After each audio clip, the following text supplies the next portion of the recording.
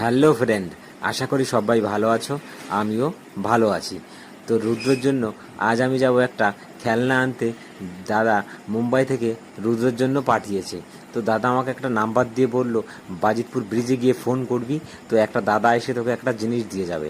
তো যাই হোক, তো আমি বেরিয়ে পড়লাম, আর এদিকে টিপটিপ ঝিরিঝিরি বৃষ্টি পড়লো। তারপরে আমি আমাদের ক্লাবে চলে আসলাম। আমার এক বন্ধুকে নিয়ে যাব, কারণ একা আমি যাচ্ছি না।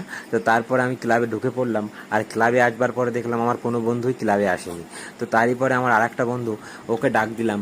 ও আর আমি দুজনে মিলে সিন্দানি চলে গেলাম। আর সিন্দানে যেতে যেতে টিপটিপ একটু বৃষ্টি হচ্ছিল, তো আমাদের একটু প্রবলেম হচ্ছিল। তো তারই পরে এইখান থেকে আমরা সোজা চলে গেলাম বাজিতপুর ব্রিজে। আর ব্রিজে এসে আমরা ফোন করলাম দাদাটাকে, আর দাদা আমাদের পার্সেলটা নিয়ে অলরেডি দাঁড়িয়েছিল। আর ওই যে লাল জামাটা পরে সাইকেলে যাচ্ছে ওই দাদাটা আমাদের গাড়িটা দিয়ে গেল। যদিও আমি তোমাদের ফেসটা দেখাতে পারলাম না। আর তার